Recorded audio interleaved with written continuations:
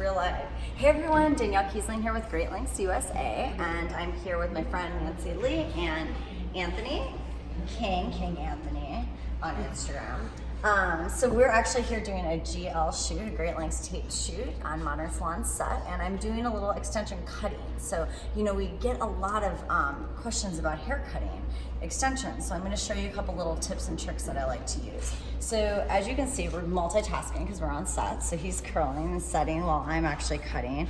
But to just show you what I did, so with the perimeter, I make sure that I comb everything in natural fall. And when I'm cutting it, I don't put any elevation, I don't put any tension.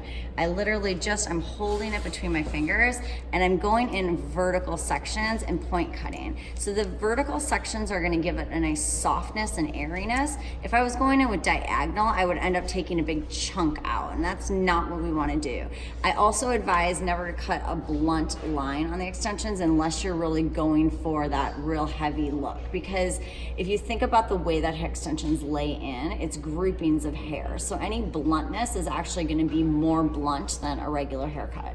So I'm going in with my vertical sectioning or vertical point cutting to just keep that line nice and soft. And once I establish the perimeter, then I can move on into the interior. So that was kind of done. I just wanted to show you.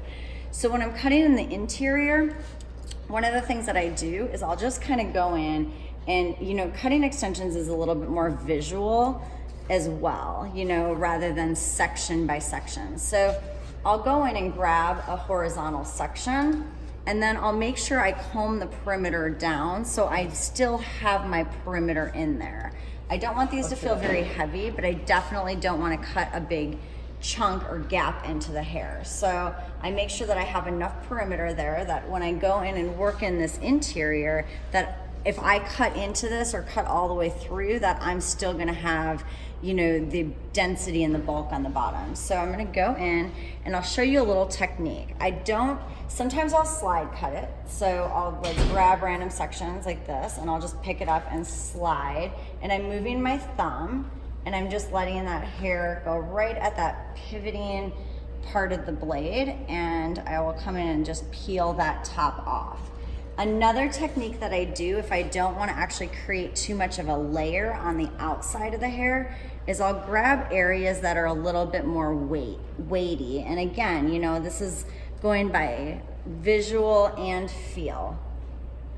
I'll grab a weight or some area that feels a little dense, and I'll take my shears and I almost just like, I'm flicking up. So I'm pushing that hair as I'm taking the shears, very, very small motion to just kind of diffuse, again, that line with taking out some of the weight, but you can see how shattered that is. And what that does is it creates a more airy feeling, and it gets rid of the weight without actually putting a layer or another line in there. So you can see how nice that just kind of blends out that area and creates a little bit more airiness. So while we're working with color, you know, if I were to slide this off, I might slide that color all the way off, and I don't want to do that. So by doing that technique, I can go in and lighten that area without worrying that I'm going to cut out all that color.